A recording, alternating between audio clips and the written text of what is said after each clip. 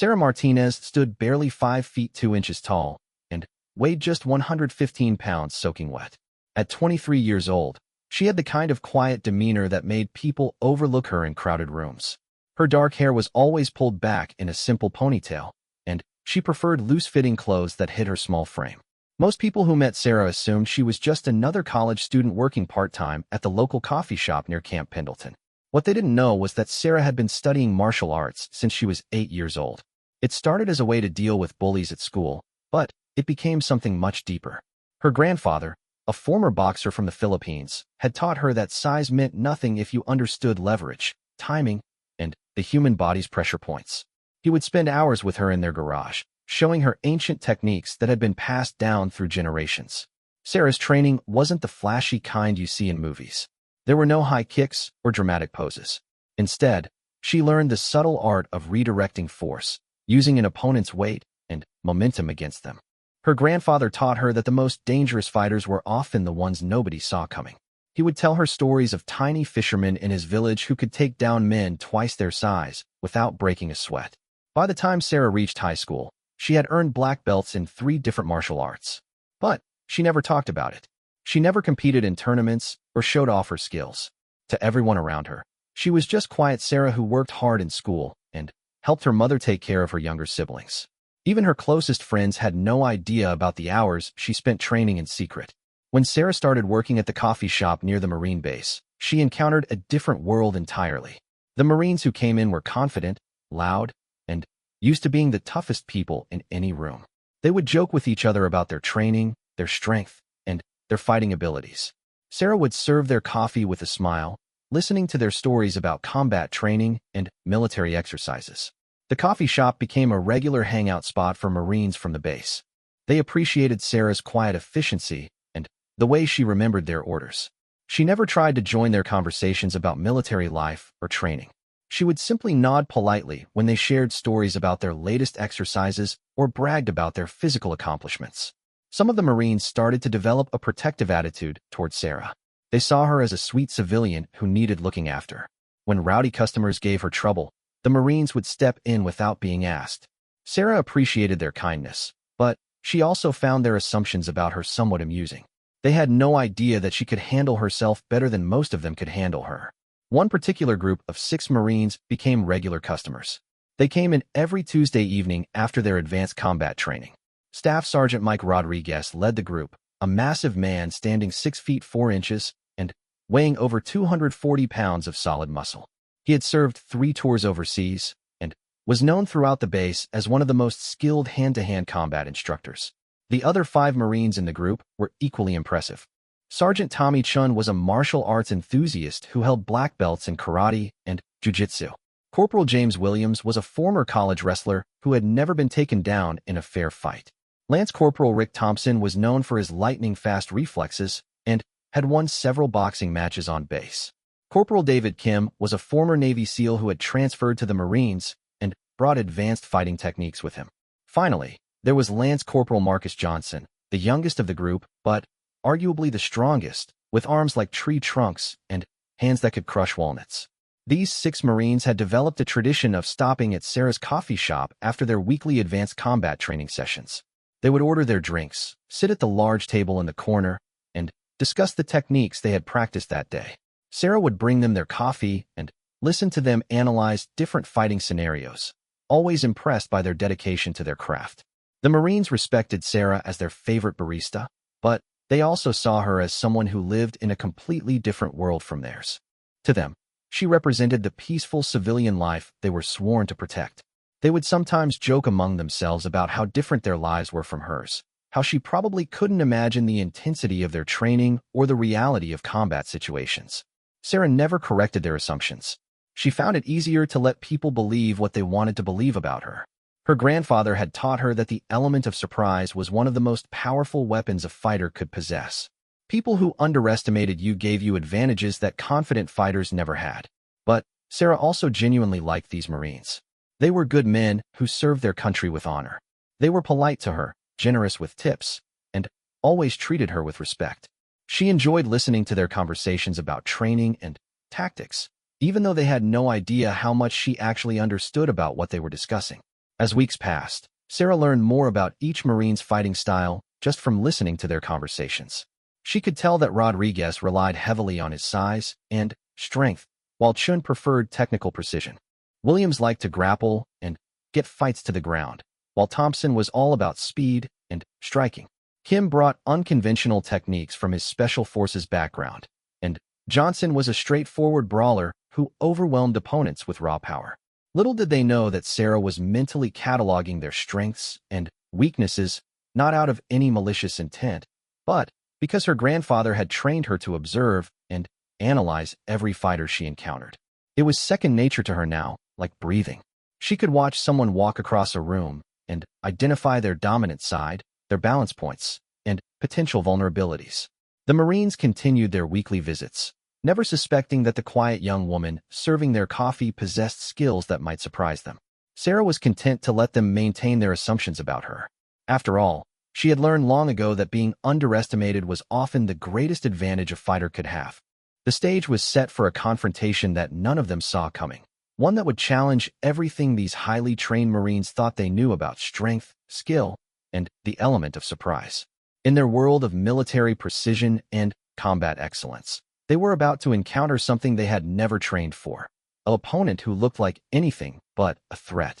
Sarah's quiet confidence and hidden abilities were about to intersect with the Marines' assumptions about civilian weakness in a way that would leave everyone involved questioning what they thought they knew about fighting, strength, and the power of underestimating your opponent. The laughing would soon turn to stunned silence, and the lesson learned would be one that none of them would ever forget. The incident that would change everything started on a Tuesday evening like any other. The 6 Marines had finished a particularly intense training session focused on close-quarters combat and multiple attacker scenarios. They were feeling especially confident as they walked into Sarah's coffee shop, their muscles still pumped from 2 hours of aggressive sparring and tactical exercises. Sarah noticed immediately that they seemed more energetic than usual. Their voices were louder, their movements more animated, and there was an extra swagger in their step. She had seen this before in fighters who had just completed successful training sessions. The adrenaline was still flowing through their systems, making them feel invincible. As she prepared their usual orders, Sarah could hear them discussing the evening's training in detail. Rodriguez was explaining a new takedown technique he had learned from a visiting instructor, while Chun was demonstrating hand positions for a particularly effective joint lock. The conversation was technical and intense, full of the kind of shop talk that serious martial artists used when analyzing their craft. Thompson was describing how he had managed to land several clean shots on a sparring partner who was known for his defensive skills. Johnson was flexing his hands and talking about the power behind his punches, claiming he could probably put a hole through the coffee shop's wall if he really tried. Williams was discussing the biomechanics of leverage and how proper technique could overcome any size disadvantage. Sarah brought their drinks to the table, moving quietly as always. But instead of returning to the counter immediately, she found herself lingering near their table, genuinely interested in their technical discussion. Chun was explaining the physics behind pressure point attacks, and Sarah was impressed by his understanding of human anatomy and nerve pathways. Without thinking, Sarah made a small comment about the technique Chun was describing. She mentioned that the pressure point he was talking about was actually located about an inch higher than where he was indicating, and that the angle of attack made a significant difference in its effectiveness. Her voice was soft and casual, as if she was simply making polite conversation. The table went quiet. All 6 Marines turned to look at Sarah with surprise. Rodriguez was the first to speak, asking Sarah how she knew anything about pressure points. His tone wasn't hostile, just curious. After all, it wasn't every day that their coffee shop barista offered corrections on martial arts techniques. Sarah felt her cheeks flush red. She hadn't meant to reveal any knowledge about fighting. It had just slipped out because she found their conversation so interesting. She quickly tried to brush off her comment, saying she had probably seen something similar in a movie or read about it online somewhere. But Jim wasn't satisfied with that explanation. He pressed Sarah for more details, asking her specifically about the pressure point she had mentioned. Sarah found herself backed into a corner, unable to give vague answers to specific technical questions. Her grandfather's training had been too thorough, and her knowledge too detailed, to fake ignorance convincingly. Reluctantly, Sarah admitted that she had studied some martial arts when she was younger. She tried to downplay it, suggesting it was just basic self-defense classes that her parents had made her take. But The Marines weren't buying her modest explanation. They could tell from the accuracy of her correction that she knew more than she was letting on. Williams asked Sarah what style of martial arts she had studied. When she mentioned Filipino martial arts, Kim's eyes lit up with interest.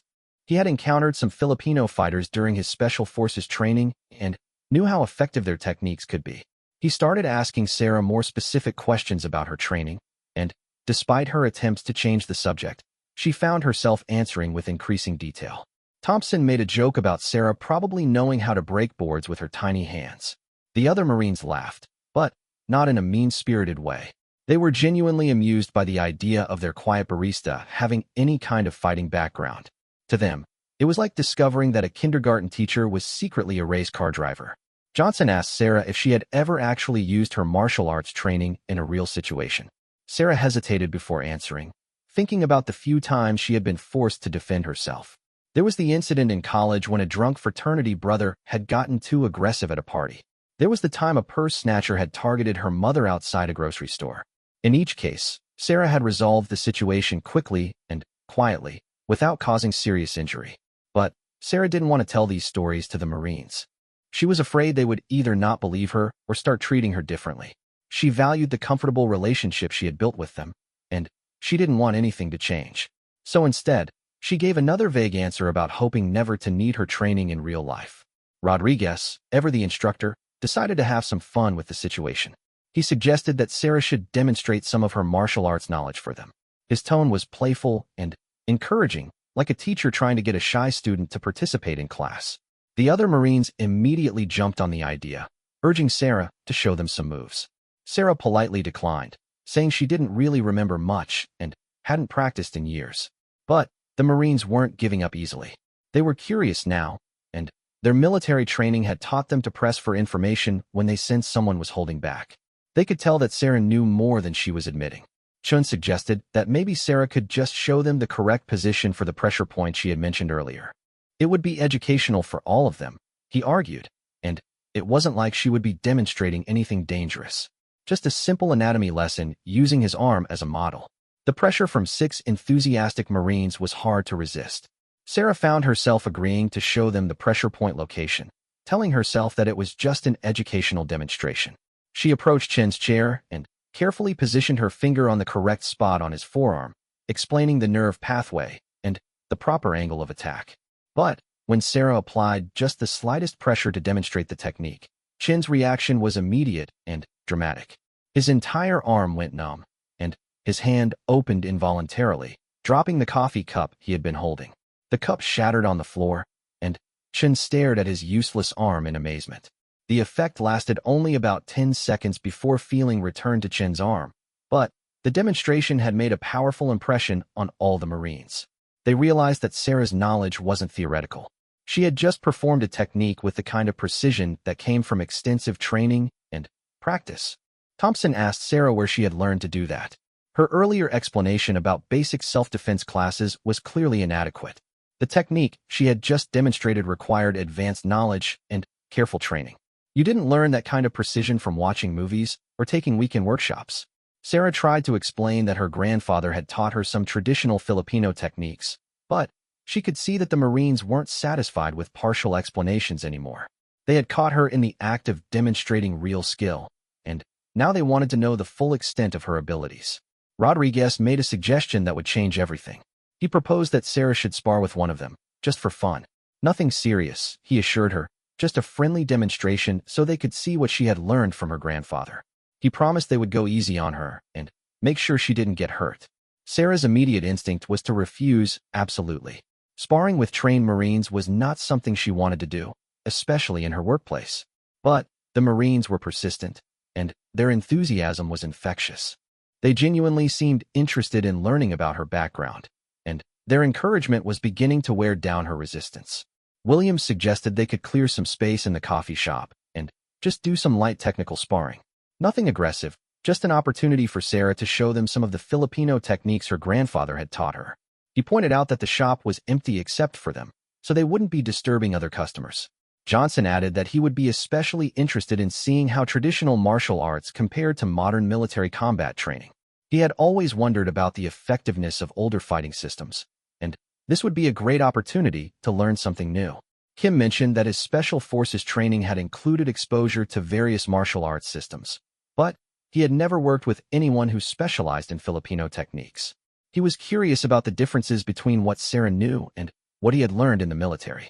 The peer pressure was mounting, and Sarah found herself wavering. Part of her was genuinely tempted to show these skilled fighters what her grandfather had taught her.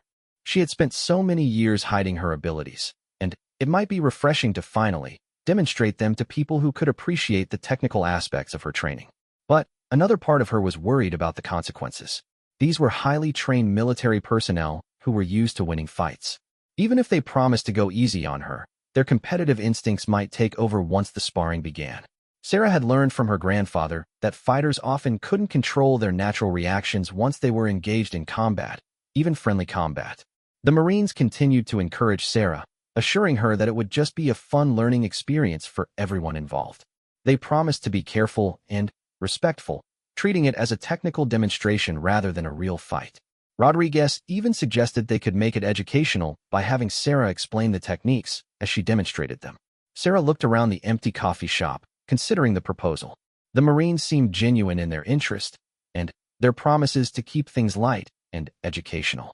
And, truthfully, she was curious about how her grandfather's techniques would work against modern military training. It could be an interesting test of everything she had learned. The moment of decision was approaching, and Sarah could feel the weight of the Marines' expectation. They had gone from seeing her as a harmless barista to recognizing her as someone with legitimate martial arts knowledge. Now they wanted to see just how deep that knowledge went. What none of them realized was that Sarah's grandfather hadn't just taught her traditional Filipino martial arts. He had spent decades adapting and refining those techniques specifically for smaller fighters facing larger opponents. The system Sarah had mastered was designed from the ground up to neutralize size and strength advantages through superior technique, timing, and tactical thinking.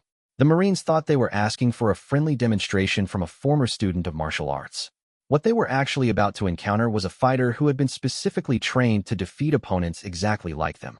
The laughter and casual encouragement were about to turn into something much more serious, and none of them saw it coming. Sarah finally agreed to a brief demonstration, but only after the Marines promised it would be purely educational and completely controlled.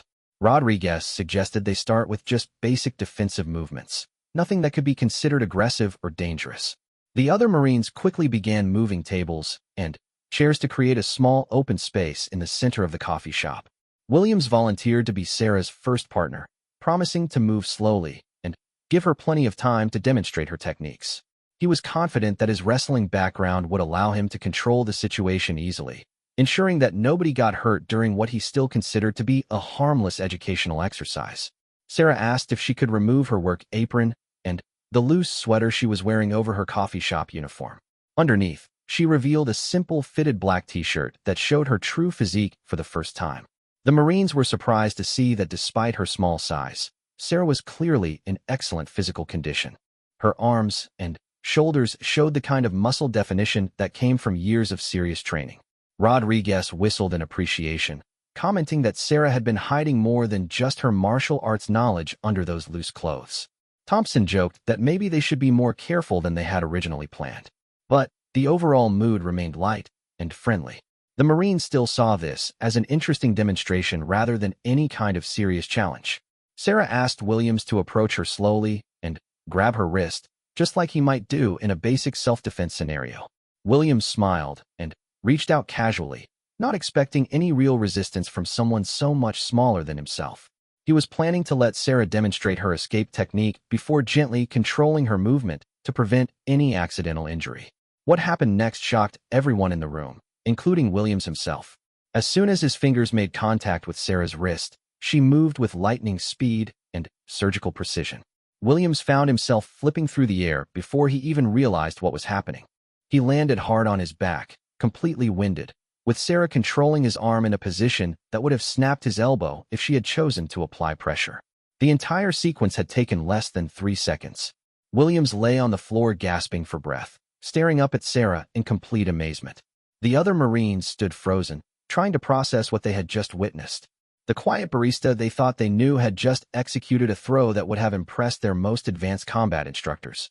Sarah immediately released Williams and helped him to his feet, apologizing profusely for throwing him harder than she had intended. She explained that she had reacted instinctively when she felt his grip, and her body had moved automatically based on her training. Williams assured her that he was fine, but his voice carried a new note of respect that hadn't been there before.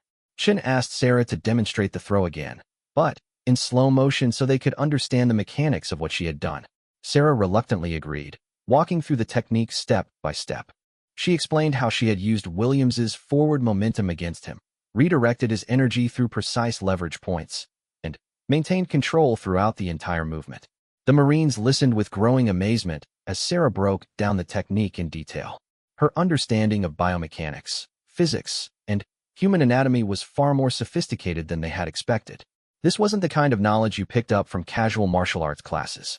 Sarah had clearly received extensive and professional-level training. Thompson asked if Sarah could show them another technique. His earlier joking tone had been replaced by genuine curiosity and respect. The Marines were beginning to realize that they had seriously underestimated their favorite barista. Sarah agreed to demonstrate one more simple technique, choosing a basic escape from a front choke hold. Rodriguez volunteered to be her partner this time, promising to be even more careful than Williams had been. As the senior instructor, he felt responsible for ensuring that the demonstration remained safe and controlled. He approached Sarah slowly and carefully placed his hands around her throat in a simulated choke, using minimal pressure to avoid actually restricting her breathing. Sarah's response was immediate and devastating. She trapped Rodriguez's arms using a technique he had never seen before, rotated her body to destroy his balance, and swept his legs out from under him in one fluid motion. Rodriguez, all 240 pounds of him, crashed to the floor with a tremendous impact that shook the entire coffee shop. But Sarah wasn't finished. As Rodriguez hit the ground, she maintained control of one of his arms and transitioned immediately into a submission hold that left him completely helpless.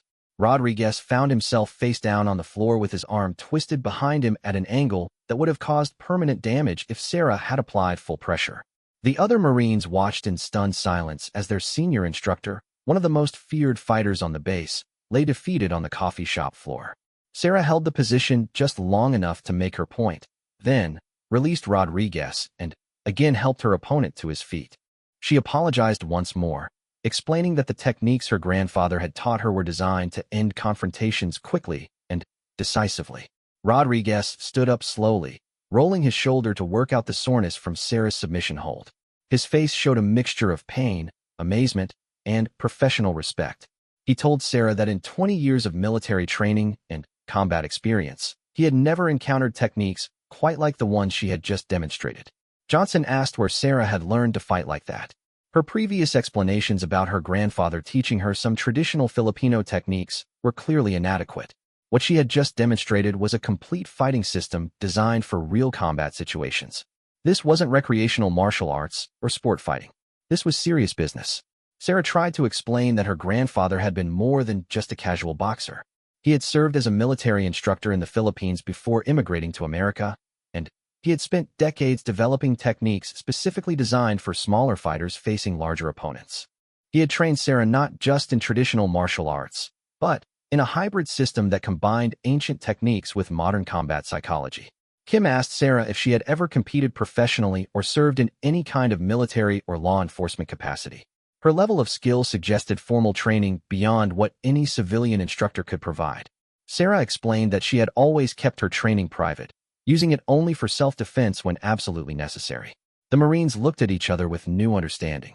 They had been patronizing someone who could probably take apart most of their combat instructors without breaking a sweat.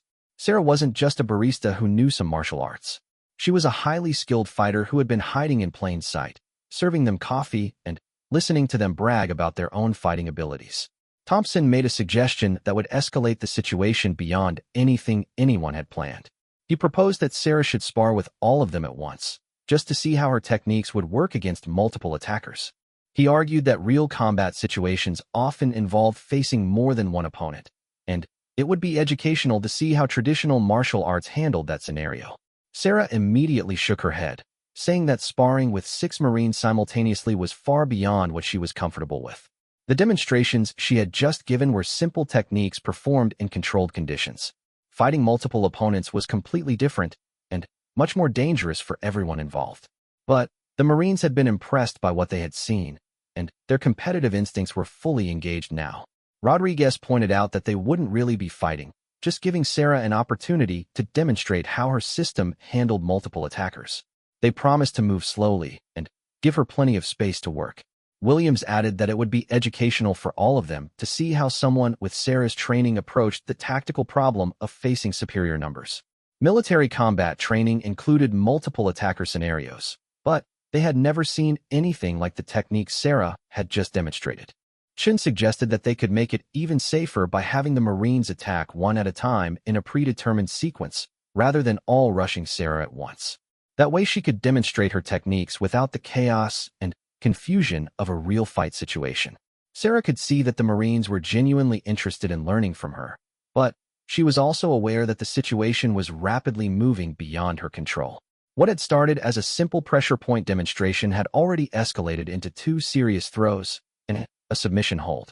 Adding multiple attackers to the mix would create variables that nobody could predict or control.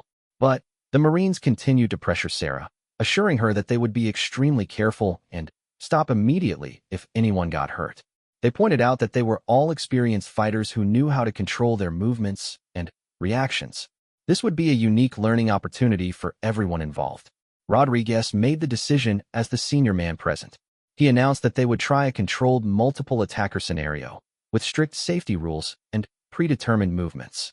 The Marines would approach Sarah 1 or 2 at a time, give her clear opportunities to demonstrate her techniques, and submit immediately if they found themselves in compromising positions. Sarah realized that she was trapped by the Marines' enthusiasm and her own growing curiosity about how her grandfather's techniques would perform against military-trained fighters.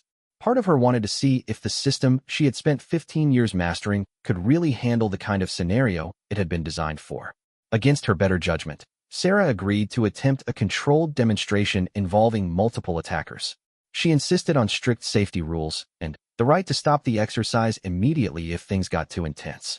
The Marines eagerly agreed to her conditions, not realizing that they were about to learn a lesson about underestimating opponents that they would never forget. What none of them understood was that Sarah's grandfather had specifically designed his fighting system for exactly this type of scenario. Every technique she had learned, every principle she had internalized, every strategic concept she had mastered was built around the idea of a smaller fighter defeating multiple larger opponents through superior technique, timing, and tactics. The Marines thought they were setting up a controlled educational demonstration. What they were actually doing was walking into a carefully orchestrated defeat that would challenge everything they thought they knew about fighting, size, strength, and the power of proper training. The real lesson was about to begin, and none of them were prepared for what was coming next. The Marines arranged themselves around Sarah in a loose circle, discussing their strategy for the controlled multiple attacker demonstration. Rodriguez emphasized that this was purely educational and that everyone needed to prioritize safety over realism. They decided that Thompson and Johnson would approach first, followed by Chun and Kim, with Williams and Rodriguez providing backup if needed. Sarah stood quietly in the center of the circle, her breathing steady and her posture relaxed. To the Marines, she still looked like their friendly coffee shop barista, just smaller and more athletic than they had originally realized. They had no idea that they were looking at a fighter who had spent 15 years preparing for exactly this type of scenario. What the Marines didn't understand was that Sarah's grandfather had been obsessed with multiple attacker situations. He had lived through real combat in the Philippines, where soldiers often faced overwhelming odds against larger numbers of enemies. Every technique he had taught Sarah, every principle he had drilled into her, was designed specifically for defeating multiple opponents who were bigger and stronger than she was. Sarah's training had included thousands of hours practicing against multiple attackers. Her grandfather would have neighborhood kids attack her 2, 3, even 4 at a time, teaching her how to use their numbers against them. He had shown her how to position herself so that opponents would interfere with each other, how to use one attacker's body as a shield against others, and how to move in ways that created maximum confusion and disruption. But beyond the physical techniques, Sarah's grandfather had taught her the psychology of multiple attacker situations. He had explained how groups of fighters developed false confidence from their numbers, making them careless and predictable. He had shown her how to identify the leader and the followers, how to exploit the hesitation that often occurred when the first attacker went down unexpectedly. Rodriguez gave the signal to begin, and Thompson and Johnson started moving towards Sarah from opposite sides of the circle. They were moving slowly and telegraphing their intentions clearly, treating this as a controlled demonstration rather than a real fight. Thompson planned to grab Sarah's left arm while Johnson secured her right, allowing them to demonstrate how multiple attackers could control a single opponent. Sarah waited until both Marines were committed to their approach, then exploded into motion with a speed and precision that caught everyone completely off guard. Instead of trying to fight both attackers simultaneously, she moved directly toward Thompson, using a technique her grandfather had called splitting the difference. By attacking one opponent aggressively, she forced both Marines to adjust their positions, creating the confusion she needed. Sarah's first move was a devastating knee strike to Thompson's solar plexus that doubled him over instantly. Before Johnson could react to help his partner, Sarah had grabbed Thompson's shoulders and used him as a pivot point to launch a spinning kick that caught Johnson in the side of the head. Both Marines went down within seconds of each other, leaving Sarah standing calmly in the center of the circle. The 4 remaining Marines stared in shock as their 2 teammates struggled to get back to their feet. Thompson was gasping for breath, clutching his stomach where Sarah's knee had found its mark. Johnson was shaking his head, trying to clear the dizziness from the kick that had rattled his skull. Neither Marine had been seriously injured, but both had been neutralized completely. Rodriguez called for a pause, ostensibly to check on his fallen Marines, but actually to give himself time to process what had just happened. Sarah had moved with a level of speed and tactical intelligence that he hadn't expected. Her technique for handling multiple attackers was unlike anything he had encountered in his military training. Chen asked Sarah to explain what she had just done. From his perspective, it had looked like pure chaos, but he could tell that Sarah's movements had been deliberate and calculated. Sarah explained her grandfather's philosophy about multiple attacker situations. Never try to fight everyone at once. Always attack the attackers, and use their numbers against them by creating collisions and confusion. Kim was particularly impressed by Sarah's use of Thompson as a pivot point for her kick against Johnson. He had seen similar techniques in his Special Forces training, but never executed with such precision and timing.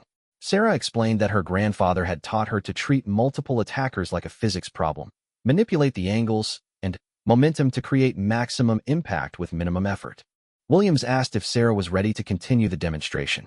Thompson and Johnson had recovered enough to rejoin the group, though both were noticeably more cautious than they had been before.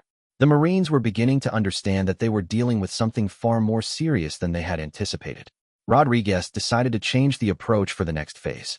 Instead of sending in 2 attackers at once, he suggested that all 4 remaining Marines should approach Sarah simultaneously. His reasoning was that the controlled approach hadn't worked because it gave Sarah too much time to plan and execute her techniques. A more realistic scenario might produce different results. Sarah hesitated before agreeing to face 4 attackers at once. She knew that her grandfather's system was designed for such scenarios, but she had never tested it against opponents of this caliber outside of training situations. These were professional fighters with extensive combat experience, not neighborhood kids helping with practice sessions. But Sarah's competitive instincts were engaged now, and she was curious to see how her training would hold up under genuine pressure. She agreed to attempt the 4-on-1 scenario, but only if the Marines promised to submit immediately if they found themselves in compromising positions. She didn't want anyone to get hurt because of misplaced pride or stubbornness. The 4 Marines spread out around Sarah in a wider circle this time, having learned from watching Thompson and Johnson's defeat. Rodriguez, Chun, Kim, and Williams discussed their approach quickly, agreeing to rush Sarah from all 4 directions simultaneously to prevent her from isolating any single attacker. Sarah took a deep breath and centered herself, calling on 15 years of training for multiple attacker scenarios. Her grandfather's voice echoed in her mind, reminding her that size and numbers meant nothing if she could control the space and timing of the engagement. She had to trust her training and let her body react instinctively to the threats as they developed. Rodriguez gave the signal, and all 4 Marines moved towards Sarah at once. But instead of panicking or trying to defend against 4 different attacks, Sarah did something that surprised everyone. She charged directly at Rodriguez, the largest and most intimidating of her attackers, using her grandfather's principle of attacking the storm center.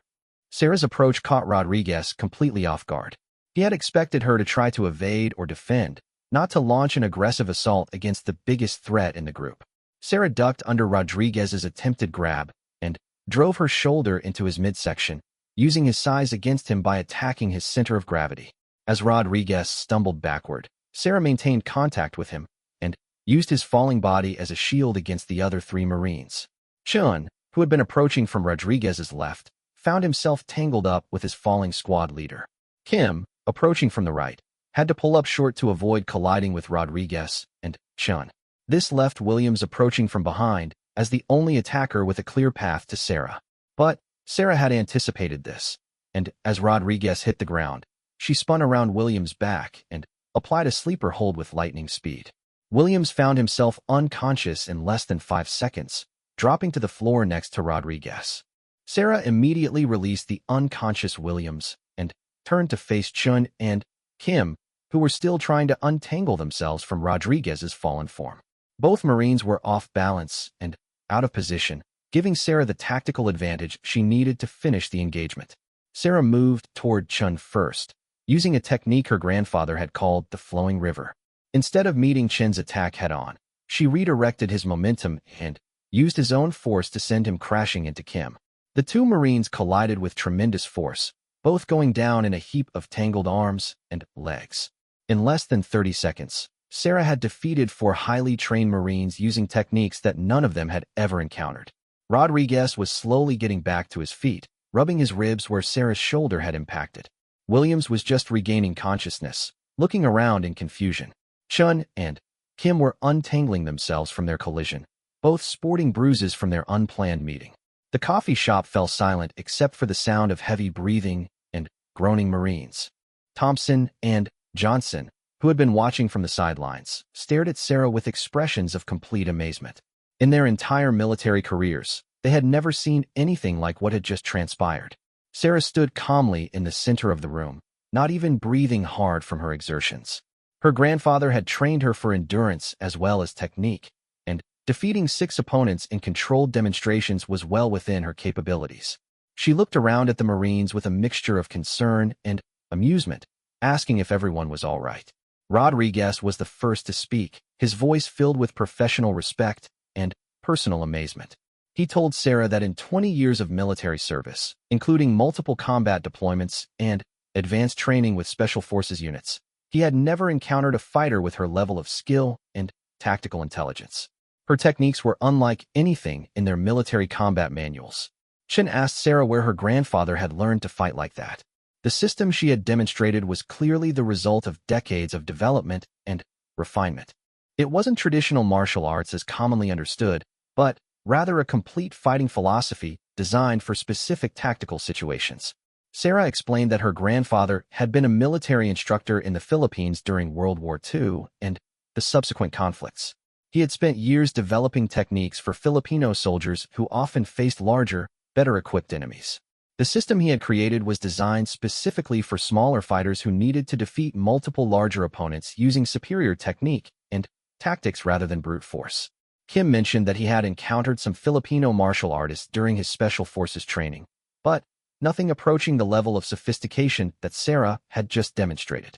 Sarah's grandfather had clearly taken traditional Filipino fighting arts and evolved them into something entirely new and devastatingly effective. The Marines slowly picked themselves up off the coffee shop floor, each one reassessing everything they thought they knew about fighting, strength, and the importance of underestimating opponents. They had come into the coffee shop that evening as confident, highly trained warriors. They were leaving as humbled students who had learned a lesson they would never forget. Williams asked Sarah if she would be willing to teach them some of her grandfather's techniques. He pointed out that the military was always looking for new and effective fighting methods, and what Sarah knew could potentially save lives in combat situations. The other Marines immediately agreed, eager to learn from someone who had just schooled them so thoroughly. Sarah smiled and told them she would think about it. Teaching her grandfather's techniques to others would require careful consideration and proper preparation. But seeing the respect and genuine interest in the Marines' faces, she was beginning to think that sharing her knowledge might be exactly what her grandfather would have wanted. The evening that had started with casual conversation about coffee had ended with a demonstration of fighting excellence that none of them would ever forget. Sarah had proven that appearances could be deceiving, that size and strength were no match for superior technique and proper training, and that the most dangerous opponents were often the ones nobody saw coming. The Marines had learned a lesson in humility that would serve them well in their future careers.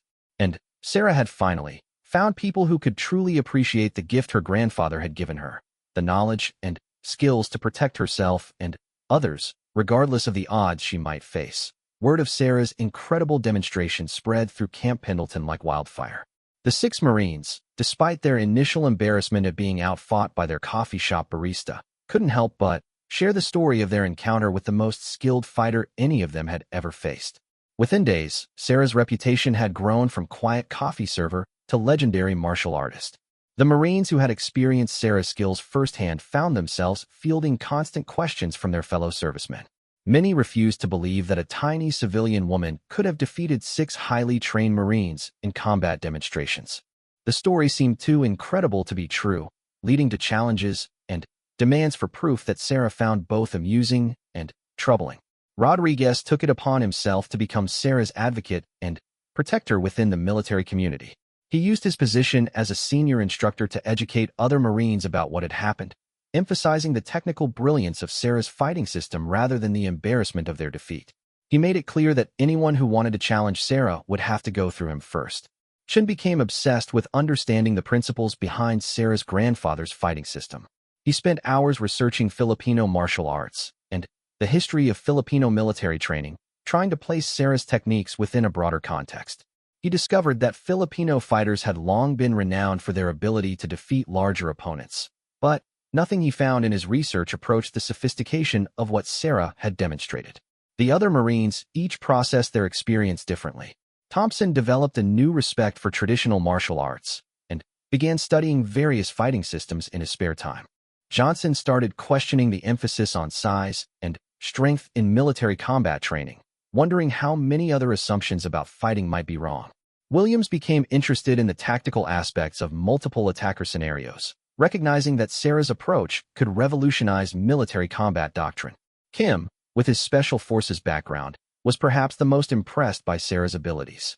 He had encountered elite fighters from around the world, but Sarah's combination of technical skill, tactical intelligence, and mental composure was unlike anything he had seen. He began reaching out to contacts in the special operations community, describing Sarah's techniques and trying to gauge interest in her training methods. As word of Sarah's abilities spread, she found herself in an increasingly uncomfortable position.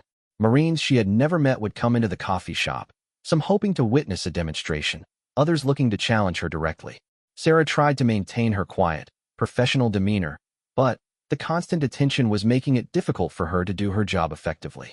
The situation came to a head when a group of Marines from another unit showed up at the coffee shop demanding that Sarah prove her abilities. They had heard the stories but refused to believe them, suggesting that the 6 Marines must have been drunk or playing along with some kind of joke. Their attitude was aggressive and disrespectful, and they made it clear they weren't leaving without some kind of demonstration. Sarah tried to defuse the situation diplomatically, explaining that she didn't demonstrate her techniques for entertainment purposes.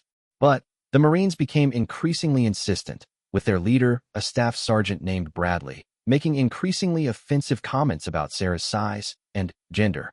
The situation was rapidly escalating beyond Sarah's ability to control through words alone. Fortunately, Rodriguez and his team arrived at the coffee shop just as the confrontation was reaching its peak. Rodriguez immediately stepped between Sarah and the challenging Marines, making it clear that anyone who wanted to test Sarah's abilities would have to deal with him and his squad first. The sight of 6 Marines standing protectively behind their former opponent sent a powerful message about Sarah's true abilities. Bradley made the mistake of challenging Rodriguez directly, suggesting that he and his Marines had been embarrassed by a woman and were now too proud to admit it. Rodriguez's response was swift and decisive. He offered to arrange a formal demonstration at the base gym, with proper supervision and safety equipment, so that Bradley's doubts could be resolved once and for all. The proposed demonstration attracted enormous interest throughout Camp Pendleton. Military personnel from various units requested permission to observe, and even some officers expressed curiosity about the civilian woman who had supposedly outfought an entire squad of combat-trained Marines. The base commander ultimately approved the demonstration, partly to resolve the questions about Sarah's abilities and partly to assess whether her techniques had potential military applications. Sarah was initially reluctant to participate in such a public demonstration. She preferred to keep her abilities private and had never wanted the kind of attention she was now receiving. But Rodriguez convinced her that a single, definitive demonstration would settle the questions about her skills and allow her to return to her normal life without constant challenges and interruptions. The demonstration was scheduled for a Saturday morning at the base gym, with strict rules about safety and conduct. Sarah would face Bradley and two of his Marines in a controlled environment, with medical personnel standing by and senior officers observing. The goal was education and evaluation, not entertainment or spectacle. As the day of the demonstration approached, Sarah found herself thinking constantly about her grandfather and the lessons he had taught her. He had always emphasized that martial arts were not about proving superiority or seeking glory, but about protecting oneself and others when necessary. Sarah wondered if he would approve of the public demonstration she was about to give. The morning of the demonstration, the base gym was packed with military personnel eager to see if the stories about Sarah were true. The atmosphere was tense but respectful, with senior officers making it clear that this was a serious educational exercise, not a sporting event. Sarah arrived dressed simply in black workout clothes, looking even smaller surrounded by hundreds of uniformed Marines. Bradley and his two partners looked confident as they prepared for the demonstration. All three were experienced fighters who had never been defeated in sparring sessions with their peers. They had studied videos of Sarah's techniques and believed they had identified weaknesses they could exploit. Their plan was to use their size and strength advantages to overwhelm Sarah before she could implement her tactical approach. The demonstration began with Sarah facing one opponent at a time, just as she had originally done at the coffee shop. Bradley's first Marine approached her aggressively, trying to end the encounter quickly with a powerful takedown attempt. But Sarah moved with the same lightning speed and precision she had shown before, redirecting his attack and sending him to the mat with a throw that drew gasps of amazement from the watching crowd. The second Marine tried a different approach, using his boxing skills to keep Sarah at a distance while looking for an opening to close in safely. But Sarah's grandfather had trained her extensively in dealing with striking attacks, and she closed the distance with a technique that left the Marine flat on his back, wondering what had happened to his defensive strategy. Finally, it was Bradley's turn to face Sarah one-on-one. As the senior member of the challenging group, he had the most to lose if he failed to perform well. Bradley was a skilled and experienced fighter who had never been defeated in individual combat, and he was confident that his size and strength would allow him to control the encounter. But Bradley's confidence evaporated within seconds of engaging with Sarah. She moved with a fluidity and precision that made his attacks seem clumsy and predictable. Every time he tried to use his strength advantage, Sarah redirected his force in ways that left him off balance and vulnerable. The engagement ended with Bradley on the ground, caught in the same type of submission hold that had defeated Rodriguez weeks earlier.